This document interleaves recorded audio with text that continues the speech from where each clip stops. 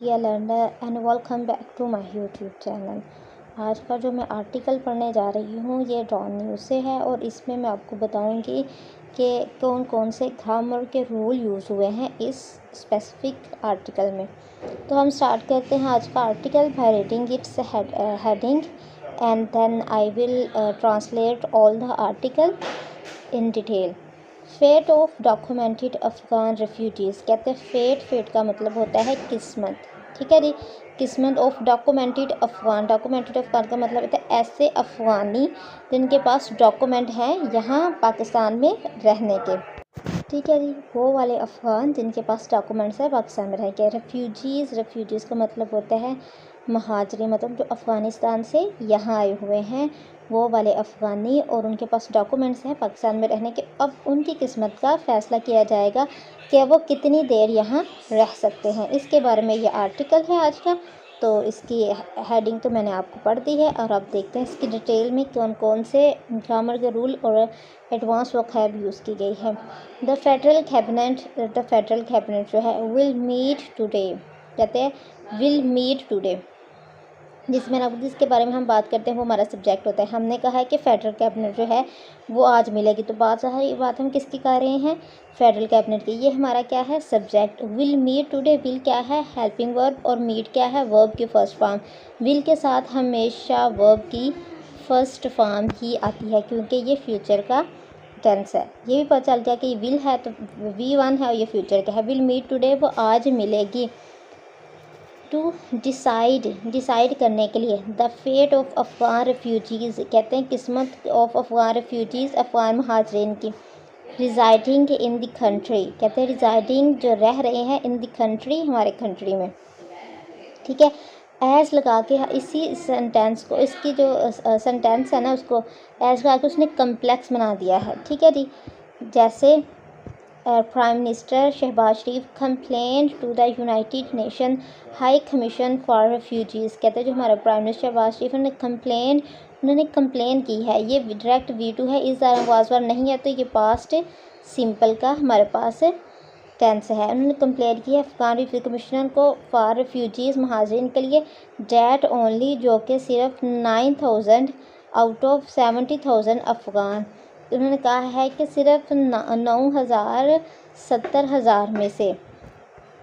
ठीक है, आगे उन्होंने ये देखें, ये इनकी डिटेल बताई गई भाई कौन से 9,000 70,000 में से। वो कह रहे हैं who had worked for the US and allies, कहते हैं हु हैड है तो साथ क्या आएगा V3 आएगा, तो ये हमारे पास है पास्ट परफेक्ट का टेंस है। हु हैड पास्ट में कोई काम कर चुके हैं, कहते हैं हु हैड वर्कड जो काम कर चुके हैं, फॉर द US के लिए, एंड अलाइज और उनके साथियों के लिए। ठीक है, ये उन्होंने एक्सप्लेनेशन दी है इसके बारे में। हैड बीन सेंट टू, कि had been sent to, had been है और साथ V3 है, जिसका क्या मतलब होता है हैड बीन हो साथ V, जिसका मतलब है ये पैसिव वॉइस का सेंटेंस है हमारे पास। हैड बीन सेंट यानी उनको भेज दिया गया है। कहाँ भेज दिया गया है, टू अ थर्ड कंट्री, तीसरी कंट्री में, ओवर द 3 ईयर 3 सालों में। अब किसने भेजा है ये तो हमें नहीं पता, इस वजह से हैड बीन का वर्ड यूज़ किया गया है कि उन्हें 3 सालों में इसे तीसरी कंट्री में भेज दिया गया है। अब ये नहीं पता शहबाज शरीफ ने भेजा, इमरान खान ने भेजा, किसने भी भेजा ये हमें नाम का नहीं पता, तो इसलिए हम लोग सिर्फ ये यूज़ कर रहे हैं कि 3 सालों में उनको भेज दिया गया है। तो ये पैसिव वॉइस का सेंटेंस है, पास्ट का पैसिव वॉइस है तो पास्ट परफेक्ट यूज़ हुआ है।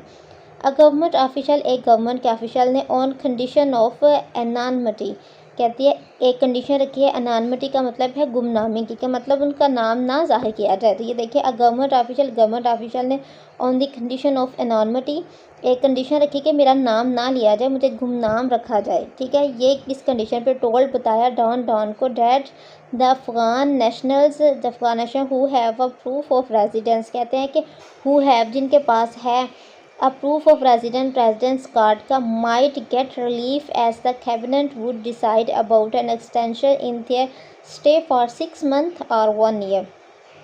कहते हैं वो माइट का मतलब है हो सकता है। ठीक है, विल, ठीक है, विल, वुड और माइट ये तमाम क्या होते हैं अंदाज़ा लगाने के लिए यूज़ होते हैं कि ये काम होगा। जब हमारे बहुत ज़्यादा कम चांसेस हो ना किसी काम के, मतलब 30% चांस हो, तो उसके लिए हम माइट का यूज़ करते हैं कि शायद ये काम हो। तो ये कह रहे हैं कि who had residential card might हो सकता है गेट रिलीफ, 30% चांसेस वो गेट रिलीफ हासिल करे एज द कैबिनेट वुड डिफाइड, जैसे कि कैबिनेट वुड, देखिए अब उससे ज़्यादा चांसेस हो गए हैं, ठीक है। अब 50% चांसेस हो गया, तो हम कह रहे हैं वुड, इसका भी मतलब है करेगा कोई काम को, स्पेकुलेशन करेगा, लेकिन इसमें कोई कंडीशन होती है। अगर 30% चांसेस है तो माइट, अगर 50% चांसेस है तो वुड यूज़ होगा, अगर 90% टू 80% चांसेस है तो उसके लिए विल का वर्ड हम यूज़ करते हैं कि 90% हो सकता है ये काम, अगर 50% हमें चांस हो कि ये काम हो सकता है तो उसके लिए हम वुड का वर्ड यूज़ करते हैं। वुड के और भी बहुत से उसके यूजेस हैं, लेकिन यहाँ जो यूज़ हो रहा है मैं वो बता रही हूँ। वुड डिसाइड, वो डिसाइड करेंगे अबाउट एन एक्सटेंशन, एक्सटेंशन के बारे में, in their stay for 6 month और 1 year. The cabinet will decide, the cabinet, जो कैबिनेट है विल डिसाइड, वो डिसाइड के whether to extend the, whether आया कि to stand the proof of residence card issue to Afghan refugees for the 6 month और 1 year. कहते हैं कि वो डिसाइड करेंगे कि आया जो दो काम, जब वेदर यूज़ होता है तो दो काम यूज़ होते हैं। अब यहाँ देखें कि वो जो है प्रूफ है ना रेजिडेंस कार्ड का इशू जो अफगान फॉर रेफ्यूजीज़, कहते हैं या तो उसे एक्सटेंड करना है फॉर 6 मंथ और 1 ईयर।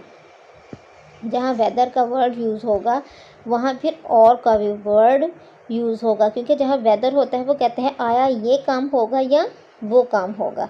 तो यहाँ भी उसने ये कहा आया उसको बढ़ाना है 6 महीने के लिए या साल के लिए, तो इसके लिए जहाँ वेदर यूज़ होता है वहाँ और भी यूज़ होगा, और ये हमेशा कंपैरिजन के लिए यूज़ होता है कि आया ये काम होगा या वो काम होगा।